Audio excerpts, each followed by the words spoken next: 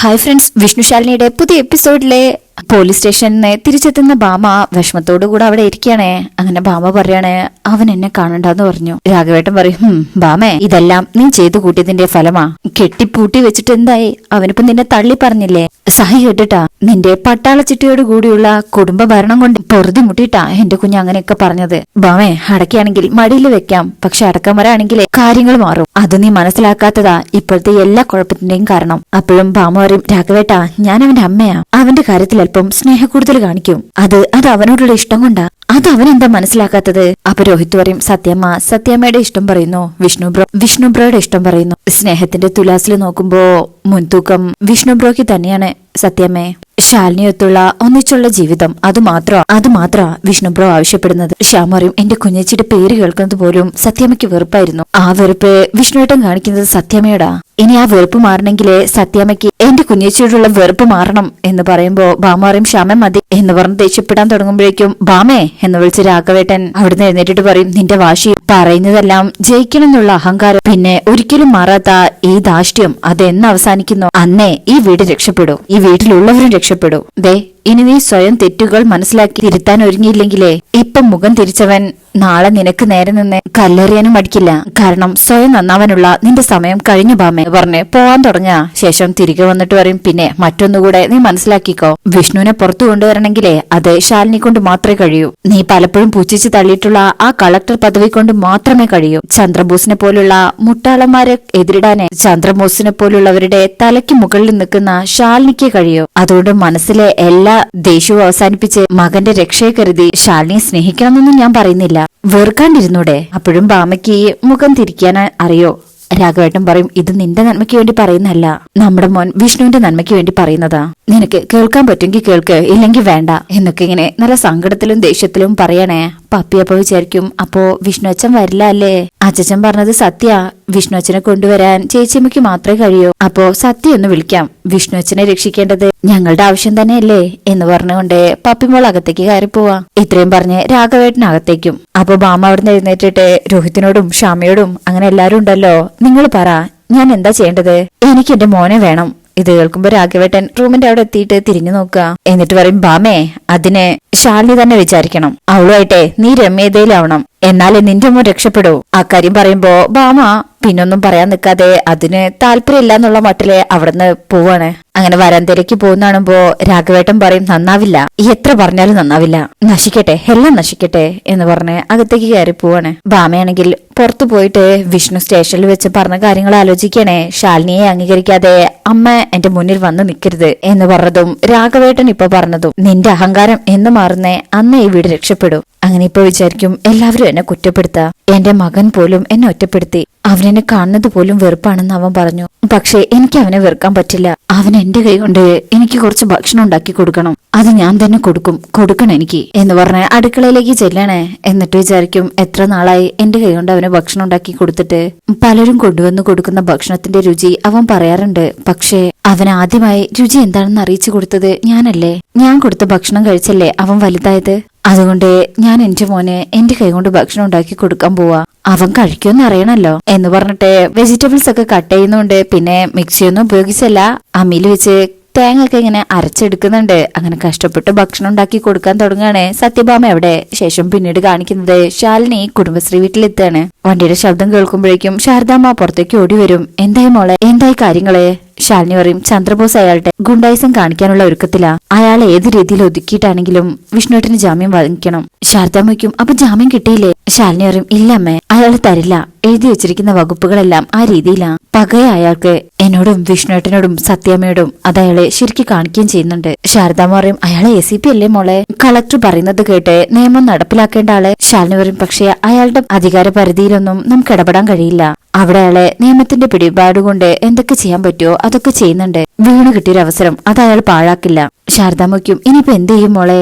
ശാലിനി പറയും, ഒരു വഴി അടയുമ്പോ 100 വഴികൾ തുറന്നു കിട്ടുമേ, നമ്മളൊന്ന് ഓടി നടക്കണമെന്നേ ഉള്ളൂ എന്ന് പറഞ്ഞ് ശാലിനി അകത്ത് പോകാൻ തുടങ്ങുമ്പോ, മോളെ, ദാ തലയിലെ മുറിവ് കാര്യാക്കാതെയാ നിന്റെ ഈ ഓട്ടോ, അത് മറക്കണ്ട. നീ ആരോഗ്യത്തോടു കൂടി ഇരുന്നാലേ വിഷ്ണുവിന് വേണ്ടി എന്തെങ്കിലും ചെയ്യാൻ കഴിയൂ. സത്യാമ്മയുടെ കാര്യം നിനക്കറിയാലോ, വായ തോന്നുന്നതെല്ലാം വിളിച്ചു പറയുന്നല്ലാതെ കാര്യഗൗരവത്തോടു കൂടി ഒരു കാര്യം ചെയ്യാനാവില്ല. ആരെങ്കിലും വെറുപ്പിക്കാനാണെങ്കിൽ വെടുപ്പായിട്ട് ചെയ്യുകയും ചെയ്യും. അല്ല മോളെ, വിഷ്ണു എന്ത് പറയുന്നു? ശാലിനി പറയും, പാവം ചന്ദ്രബോസിന്റെ പരിഹാസങ്ങളൊക്കെ കേട്ട് ഒന്നും പറയണ്ടേ കടിച്ചമർത്തി നിൽക്കുക. വയ്യമ്മേ, മുഖത്തേക്ക് നോക്കാൻ കൂടി കഴിയുന്നില്ല. ഇപ്പോ അത്രയ്ക്ക് തകർന്ന അവസ്ഥയിലാ വിഷ്ണുവേട്ടൻ. ശാരദ പറയും, മനസ്സ വാച കർമ്മന അറിയാത്ത കാര്യങ്ങൾ വിളിച്ചു പറയുമ്പോഴേ നമ്മുടെ ആത്മനിയന്ത്രണം വിടും. പിന്നെ ഇങ്ങനൊരു കൊലക്കുറ്റൊക്കെ അടിച്ചേൽപ്പിക്കുമ്പോ ആരായാലും തകർന്നു പോയില്ലേ മോളെ? ശാലിനി പറയും, സ്റ്റേഷനിലെ സഹകരണമൊക്കെ ചന്ദ്രബോസിന്റെ നിയന്ത്രണത്തിലേ നടക്കൂ. അവിടുത്തെ എസ് ഐ ഒരു സഹായ, പക്ഷേ അയാളെ കൊണ്ട് ചന്ദ്രബോസ് ഒന്നും ചെയ്യിക്കില്ല. ദ്രോഹിക്കാവുന്നതിന്റെ പരമാവധി ദ്രോഹിക്കാൻ വേണ്ടി തന്നെയാണ് അയാൾ ഈ കേസിന്റെ ചാർജ് മൊത്തം ഏറ്റെടുത്തിരിക്കുന്നത്. ശാന്തേച്ചിയും ഇതൊക്കെ കേട്ട് അവിടെ നിൽപ്പുണ്ട്. അങ്ങനെ ശാലിനി പോകാൻ തുടങ്ങുമ്പോ ശാരദാമ്മയ്ക്കും, അല്ല മോളെ, വിഷ്ണുവിന്റെ ഭക്ഷണമൊക്കെ എങ്ങനെയാ? നമുക്ക് ആർക്കെങ്കിലും കൊണ്ടുപോയി കൊടുക്കാൻ പറ്റുമോ? ശാലിനി പറയും, അതും ചന്ദ്രബോസിന്റെ അനുമതി ഉണ്ടെങ്കിലേ നടക്കൂ. പിന്നെ എന്റെ പ്രത്യേക താല്പര്യപ്രകാരം എന്തെങ്കിലും ചെയ്യാം. അതിനാ ഞാനിപ്പോ വന്നത്. കഴിക്കാൻ എന്തൊക്കെയാ ഉള്ളതെന്ന് വെച്ചാൽ എടുക്ക്. അങ്ങനെ വിശപ്പ് പിടിച്ചു നിർത്തി ശീലമുള്ള ആളൊന്നുമല്ല. ഇഷ്ടമുള്ള ഭക്ഷണം ചോദിച്ചു വാങ്ങി കഴിക്കുന്ന പ്രകൃത. ഇതിപ്പോ എങ്ങനെ പിടിച്ചു നിൽക്കുന്ന എനിക്കറിയില്ല. അപ്പൊ ശാരദാമ്മ പറയും, സാഹചര്യങ്ങളെ അതിജീവിക്കാൻ അവന് ഈശ്വരൻ കരുത്തു കൊടുക്കും. മോള് വിഷമിക്കാതെ.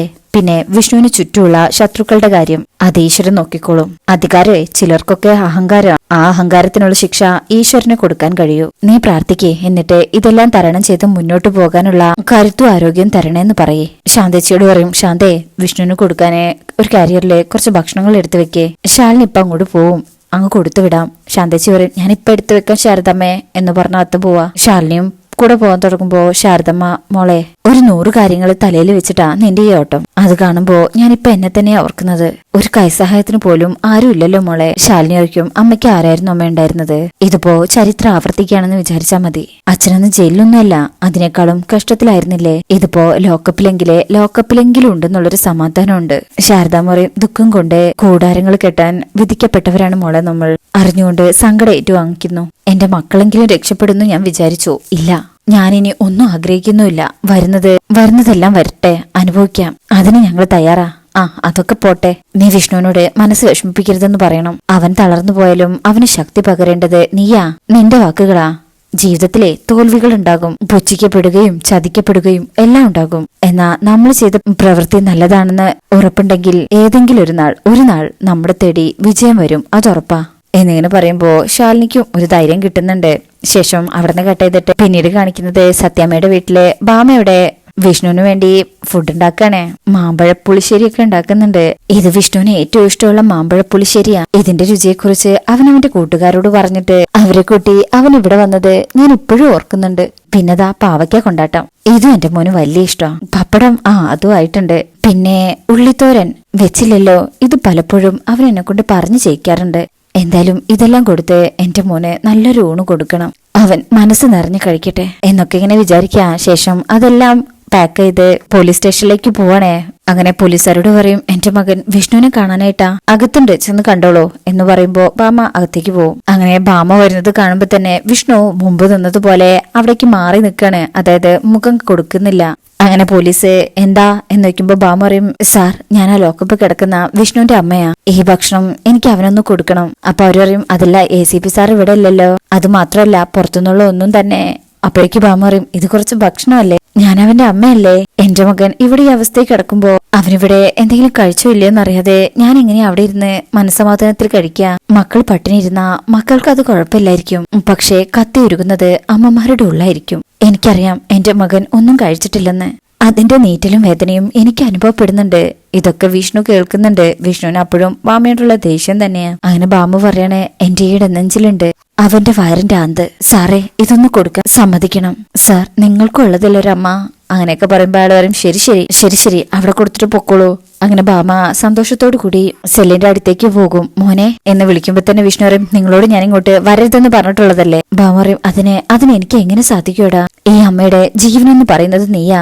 നീ ഇങ്ങനൊരവസ്ഥയിൽ കിടക്കുമ്പോ എനിക്ക് എങ്ങനെയാടാ മോനെ വീട്ടില് സമാധാനത്തോടു കൂടി ഇരിക്കാൻ കഴിയുന്നത്? വിഷ്ണു പറയും, ഈ സമാധാനക്കേടുണ്ടാക്കിയത് നിങ്ങളല്ലേ? അല്ലേ? നിങ്ങളുടെ വാശി എന്തു നടത്തുന്നുള്ള തന്റെ ഇടം അതില് ബലിയാടാവായിരുന്നു ഞാൻ. ഇനി എന്നെ അതിന് കിട്ടില്ല. ഇപ്പൊ ഈ കാണിക്കുന്നതെല്ലാം നല്ല വില കുറഞ്ഞ അഭിനയാ. ഇനി ഈ കാണിക്കുന്ന അഭിനയത്തിന്റെ പേരില് നൽകാൻ എനിക്കൊരു ജീവിതമില്ല. അമ്മ പോയിക്കോ, നിങ്ങളോട് പോവാനാ പറഞ്ഞത്. ബാമറിയും, മോനെ, ഞാൻ വന്നത് നിനക്ക് കുറച്ച് ഭക്ഷണം കൊണ്ടാ. വിഷ്ണു അപ്പോഴും മുഖം തിരിക്കാണേ. ബാമറിയും, മോനെ, അമ്മയുടെ കൈകൊണ്ട് അമ്മ ഉണ്ടാക്കിയതാ. അത് നീ എന്നെ ആസ്വദിച്ച് കഴിച്ചിട്ടല്ലേ ഉള്ളൂ. വിഷ്ണുക്കും ഭക്ഷണം കഴിക്കുന്നത് എപ്പോഴാ? വിശപ്പുള്ളപ്പോ എന്റെ വിശപ്പും ദാഹവും ഒക്കെ ഈ ചുമരുകൾക്കുള്ളിലെ കൊട്ടി അടയ്ക്കപ്പെട്ടിരിക്കുക. നിങ്ങളിപ്പോ കൊണ്ടുവന്നത് എന്തായാലും എന്റെ ഉള്ളിലേക്ക് ഇറങ്ങില്ല. കാരണം ഉള്ളിൽ നിറയെ സങ്കടങ്ങളാ. നിങ്ങൾ മൂലം ഉണ്ടായ സങ്കടങ്ങള്, വേദനകള്. അതിന്റെ ഒപ്പം ഇത് ചേരില്ല. അപ്പോഴും ഭാമ കരയാ. കഴിച്ച ഒരു പക്ഷെ അത് തികട്ടി പുറത്തേക്ക് വരും. കാരണം എന്റെ ഇഷ്ടങ്ങൾക്ക് എതിരെ നിൽക്കുന്നവരുടെ കൂട്ടത്തിൽ നിങ്ങളുടെ സ്ഥാനം മുൻപന്തിയില്ല. ഇതിനായിട്ട് ഇവിടെ നിൽക്കണ്ട, ഞാൻ കഴിക്കില്ല, ഞാൻ പറഞ്ഞു എന്ന് ഉച്ചത്തിൽ പറയുമ്പോ ഭാമ വീണ്ടും കരയും. അപ്പോഴേക്ക് ഇത് കേട്ട് നിൽക്കുന്ന പോലീസ് വന്നിട്ട് പറയും, അതെ, എന്തെങ്കിലും ഉണ്ടെങ്കിൽ വേഗാവണം. ACP സാർ വന്നാ എന്താ പ്രവർത്തിക്കാന്ന് പറയാൻ പറ്റില്ല. അപ്പൊ ഭാമ പറയും, എടാ മോനെ, നീ അമ്മയെ ഒരുപാട് സങ്കടപ്പെടുത്തുക. എടാ, നീ ആദ്യമായിട്ട് ഭക്ഷണത്തിന്റെ രുചികൾ അറിയുന്നത് അമ്മയുടെ കൈകൊണ്ടാ. എടാ, ഞാൻ വാരി തന്ന സ്നേഹവും കരുതലുവാ നിന്നെ ഇവിടം വരെ എത്തിച്ചത്. ഞാൻ നിനക്കായിട്ട് കൊണ്ടുവന്ന ഈ സ്നേഹത്തെ തള്ളി പറയരുത്.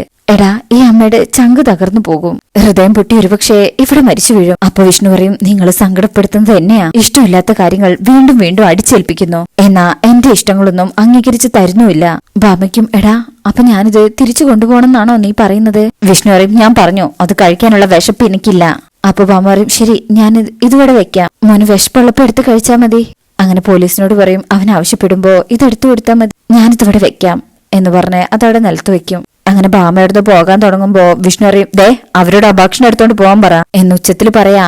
ഭാമ, വിഷ്ണു അറിയും, എന്റെ മനസ്സിൽ കയറിക്കൂടിയ ഇഷ്ടക്കേടുകള് പറിച്ചു കളയാൻ നിങ്ങളുടെ ഈ കണ്ണീരിന് ശക്തിയില്ല. എന്നിട്ട് പോലീസുകാരോട് പറയും, നിങ്ങൾ ഇവരോട് ഇത് എടുത്തോണ്ട് പോകാൻ പറയുന്നുണ്ടോ എന്ന് പറഞ്ഞ് വിഷ്ണു വീണ്ടും അങ്ങനെ തന്നെ നിൽക്കും. അപ്പൊ പോലീസ് ഭാമയോട് പറയും, അതെ, അയാൾക്ക് കഴിക്കാൻ ഇഷ്ടമില്ലെങ്കിൽ നിങ്ങളെന്തിനാ നിർബന്ധിക്കുന്നത്? കഴിക്കുന്നില്ലെങ്കിൽ കഴിക്കണ്ടെന്നേ, വിശപ്പില്ലാഞ്ഞിട്ടായിരിക്കും. നിങ്ങൾ ഇത് എടുത്തോണ്ട് പോ. ഇനി നിങ്ങൾ തമ്മിൽ തർക്കം ഉണ്ടായാലേ ഇത് കണ്ടുവരുന്ന സാറ് എന്നെ കണ്ടു കുടയും. വെറുതെ എന്തിനാ ഒരു പൊല്ലാപ്പ് ഞാനെടുത്ത് വെക്കുന്നത്? ഇറങ്ങിക്കോ, ഭക്ഷണം എടുത്ത് ഇറങ്ങിക്കോ. അപ്പോഴും ഭാമ പറയും, മോനെ, മിക്സിയിൽ അരയ്ക്കാതെ അരക്കല്ലിൽ അരച്ചുണ്ടാക്കിയ ചമ്മന്തിയാ മോനെ ഏറെ ഇഷ്ടമാണെന്ന് അമ്മയ്ക്കറിയാം. ആ കല്ലില് ചോറ് കുഴിച്ച് എത്രയോ വട്ടം ഞാൻ നിനക്ക് വാരി തന്നിട്ടുണ്ട്. ചെറുപ്പത്തില് ഏറ്റവും കൂടുതൽ ആസ്വദിച്ച് കഴിച്ചിട്ടുള്ളതും ആ ചോറാ. ഇതില് നിധി പോലെ അമ്മ കരുതിക്കൊണ്ടു വന്നതും കല്ലിൽ അരച്ച ചമ്മന്തിയിൽ കുഴച്ച ചോറാ മോനെ, അമ്മയുടെ സ്വന്തം കൈകൊണ്ട് കുഴച്ച ചോറ എന്നിങ്ങനെ കരഞ്ഞു പറയുമ്പോ വിഷ്ണുവിന് സങ്കടം ഉണ്ടെങ്കിലും ഇപ്പോൾ ആ ദേഷ്യത്തിന്റെ പുറത്ത് ആ സങ്കടം മാഞ്ഞു പോവാ. എത്ര പറഞ്ഞിട്ടും വിഷ്ണുവിന് പ്രതികരണം ഉണ്ടാവാതിരിക്കുമ്പോ ഭാമയുടെ സങ്കടം കൂടും. ഞാൻ തിരിച്ചു കൊണ്ടുപോവാ. എന്റെ മനസ്സിൽ വേദനയുണ്ട്. ഒരു പ്രാർത്ഥന ഇപ്പോ ഉള്ളൂ, എന്റെ ഈ പിടയ്ക്കുന്ന ഹൃദയം നിലച്ചു പോവല്ലേന്ന്. കാരണം എന്റെ മോൻ ഇവിടുന്ന് ഇറങ്ങുന്നത് കാണണമെന്നുള്ളൊരു മോഹം എന്റെ ഈ മനസ്സിലുണ്ട്. ഇപ്പോഴുള്ള ചിന്തയും അത് തന്നെയാ. ഇറങ്ങാടാ, ഹൃദയം പൊട്ടുന്ന വേദനയോടെ ഇറങ്ങാ എന്ന് കരഞ്ഞോണ്ട് പറഞ്ഞ് ആ ഭക്ഷണം എടുത്ത് ഭാമ എവിടുന്ന് ഇറങ്ങാ. ഈ സമയം ശാലിനി വിഷ്ണുവിനായുള്ള ഭക്ഷണവും കൊണ്ട് അങ്ങോട്ട് വരികയാണേ. ഇത് സമയം ഭാമ ഇറങ്ങിക്കഴിഞ്ഞാ വിഷ്ണു മനസ്സിൽ വിചാരിക്കും, അമ്മേ, എന്റെ തീരുമാനങ്ങളിൽ നിന്നും എന്റെ നിലപാടുകളിൽ നിന്നും എനിക്കിപ്പോ മാറാൻ കഴിയില്ല. കാരണം എന്റെ ലക്ഷ്യം എന്നെയും എന്റെ ശാലിനിയെയും ഒരുപോലെ സ്നേഹിക്കുന്ന എന്റെ അമ്മയെ കാണാൻ തന്നെയാ എന്നൊക്കെ ഇങ്ങനെ വിഷ്ണു മനസ്സിൽ പറയണേ. ശേഷം പിന്നീട് കാണിക്കുന്നത് ഭാമ കൊണ്ടുപോയ ഭക്ഷണവുമായിട്ട് അതേപടി തിരിച്ചിറങ്ങാണ് സങ്കടത്തോടു കൂടി. അപ്പോഴായിരിക്കും ശാലിനി അങ്ങോട്ട് വരുന്നത് കാണുന്നത്. ശാലിനിയുടെ കയ്യിലേക്ക് നോക്കുമ്പോ ഭക്ഷണമുണ്ട്. അങ്ങനെ അത് കണ്ട് ഭാമ ശാലിനി ഇങ്ങനെ ദയനീയമായിട്ട് നോക്കുന്നത് കാണിച്ചുകൊണ്ടാ ഈ ഭാഗം കഴിയുന്നത്. അപ്പോ ഇന്നത്തെ റിവ്യൂ ഇഷ്ടപ്പെട്ടിട്ടുണ്ടെങ്കിൽ ചാനൽ എല്ലാവരും ഒന്ന് ലൈക്ക് ചെയ്ത് സബ്സ്ക്രൈബ് ചെയ്ത് സപ്പോർട്ട് ചെയ്തേക്കണേ. താങ്ക്